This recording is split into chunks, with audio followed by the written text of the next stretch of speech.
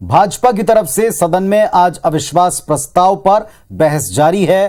कांग्रेस विधायक इस पर जमकर पलटवार कर रहे हैं। कांग्रेस प्रदेश अध्यक्ष मोहन मरकाम ने इस पर कहा कि भाजपा सदन में अपनी नाक बचाने के लिए इस अविश्वास प्रस्ताव को लाई है।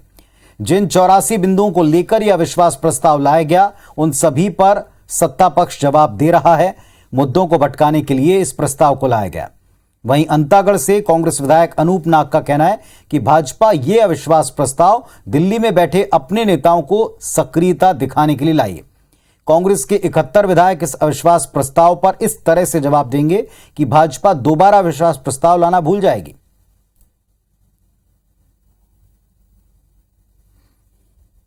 तो आज कांग्रेस सरकार के खिलाफ बीजेपी अविश्वास प्रस्ताव लाई है, जिस पर बहस जारी है। यहाँ की जनता ने भारतीय जनता पार्टी को अविश्वास किया, इसीलिए 14 सीटों पर सिमट गए हैं, हर चुनाव हार रहे हैं। तो सदन में अपनी नाक बचाने के लिए अविश्वास लाए, मगर हम उसका हर आरोपों का हम जवाब देंगे। मगर उनके ये सब धराशाही रहेगा।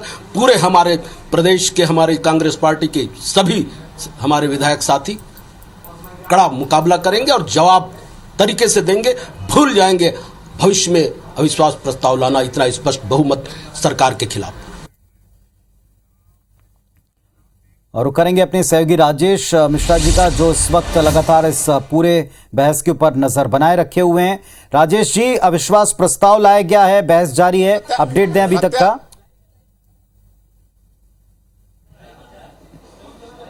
देखिए, अगर हम बात करें तो छत्तीसगढ़ के मानसून सत्र का आज 6वां दिन है और अब भारतीय जनता पार्टी सहित समस्त विपक्ष ने अविश्वास प्रस्ताव लाया है सरकार के खिलाफ और उस पर लगातार पिछले 3 घंटों से चर्चा चल रही है। विपक्षी सदस्यों का कहना है कि कांग्रेस ने सत्ता में आने के पहले जो भी वादे किए थे वो कोई भी वादे पूरे नहीं किए हैं।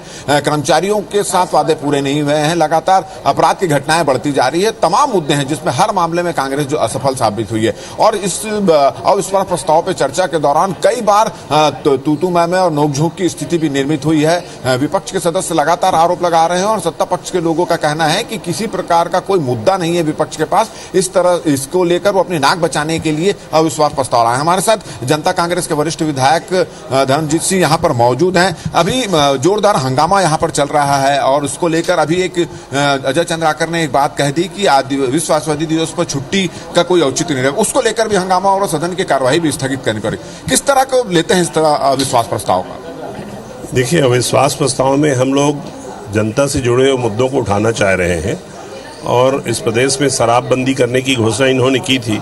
शराब तो बंद नहीं हुआ शराब का, बल्कि व्यापार बहुत चरम सीमा पर पहुंच चुका है और उसके लिए जो बंद करने के लिए जो कमेटी श्री सत्यनारायण शर्मा की अध्यक्षता में बनाई गई थी, वो बहुत अक्षम और निष्क्रिय कमेटी बनी हुई है जो आज तक के कोई मीटिंग नहीं ले पाई है।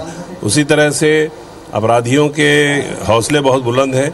यहाँ न केवल फ्रॉड करके लोगों के बैंक से खाते निकाले जा रहे हैं, बल्कि आपने सुना होगा कि 2 दिन पहले एक नाबालिग लड़की ने एक युवक की हत्या कर दी सिर्फ साइड नहीं देने के कारण। तो कानून और व्यवस्था भी पूरी तरह से चरमराया हुआ है और बेरोजगार नौजवानों को रोजगारी भत्ता देने के लिए भी सरकार ने वायदा किया था, वो भी नहीं हुआ है। महिलाओं को पेंशन बढ़ा करके देने की बात इन्होंने कही थी, वो भी नहीं हुआ है। तो जब सोशल सेक्टर में और नौजवान लड़कों को ये सरकार नहीं दे पा रही है, सिर्फ नरवा गरवा घुरवा से आगे बढ़ने की सरकार के पास ताकत नहीं है, तो निश्चित रूप से सरकार के खिलाफ अविश्वास प्रस्ताव हम लाए हैं। इस प्रदेश में जो असंवैधानिक सत्ता का केंद्र भी चल रहा है उसके बारे में भी बोलेंगे। इस प्रदेश में जो स्वास्थ्य की व्यवस्था लचर है उसके बारे में भी बोलेंगे। इस प्रदेश में जो कानून व्यवस्था खराब है उसके बारे में भी बोलेंगे। एक चीज देखने को मिली, रेत माफिया जो हावी हैं उनके बारे में भी बोलेंगे। इस प्रदेश में कोल माफिया हावी हैं उसके बारे में भी बोलेंगे। इस प्रदेश में लोहा माफिया हावी हैं उनके बारे में भी बोलेंगे। इस प्रदेश में सीमेंट माफिया हावी हैं उसके बारे में भी। एक चीज और देखने को मिली, आप बहुत सीनियर हैं, कई बार यहाँ चुनकर आए हैं और उस तरह प्रस्ताव आपके सामने लाया गया, मगर इस बार ये देखा गया जब विपक्षी सदस्य बोलने की कोशिश कर रहे थे तो टोका टाकी काफी हो रही थी और इस बात को लेकर भी बहस हो रही थी कि जो समय दिया गया उस समय से ज्यादा बोला जा रहा है। ये एक थोड़ी नई चीज यहाँ पे देखने को मिली, इसको किस तरह से लेते हैं? मैंने विधानसभा में खड़े होकर ये कहा कि समय का निर्धारण आसंदी करता है, न कि मंत्री करेंगे। लेकिन यहाँ आज उल्टी गंगा बह रही थी। समय के बारे में ज्ञान मंत्री लोग दे रहे थे, सत्तारूढ़ पार्टी के लोग दे रहे थे, जो कि उनका अधिकार ही नहीं है और ये बहुत ही गलत परंपरा का कायम हो रहा था।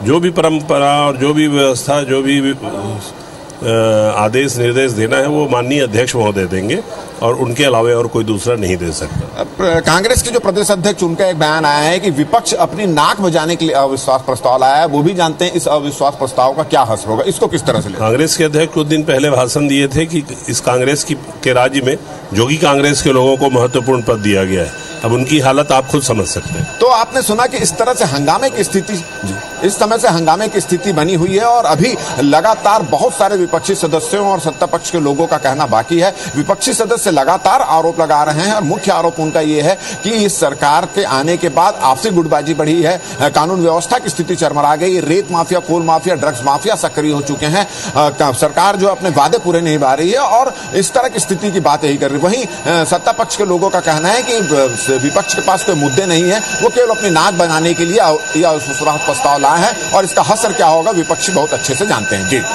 बहुत सारे मुद्दे अभी धर्मजीत सिंह ने, जो सीनियर वहां विधायक हैं, उन्होंने गिना दिए हैं जेसीसीजे के। उन्होंने बताया कि किन किन मुद्दों पर वो आज अपनी बात रखेंगे, किन किन मुद्दों पर विपक्ष इस अविश्वास प्रस्ताव को लाया है। अभी तक कितने बिंदुओं पर चर्चा हो पाई है, कितने लोगों को बोलना है, क्योंकि आज अंतिम दिन है और जैसा आप भी जानते हैं, हम सब जानते हैं कि इस प्रस्ताव का होगा क्या, लेकिन अभी किन किन लोगों को बोलना है, किन विषयों को उठाया जाना है।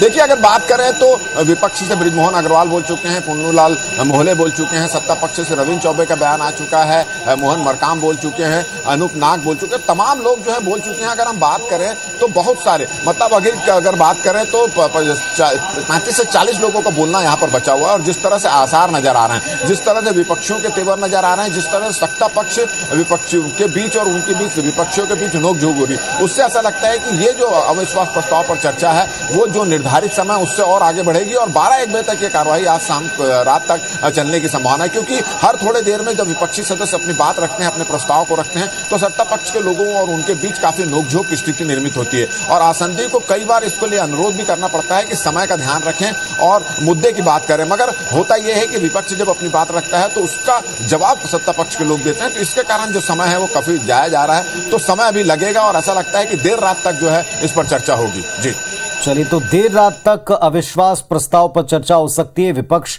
कई सारे मुद्दों को उठाने वाला है, फहरिस्त लेकर बैठा हुआ है और सत्ता पक्ष अपनी तरफ से इस पर जवाब देने का प्रयास कर रहा है। बहुत शुक्रिया आपका इस अपडेट के लिए राजेश जी।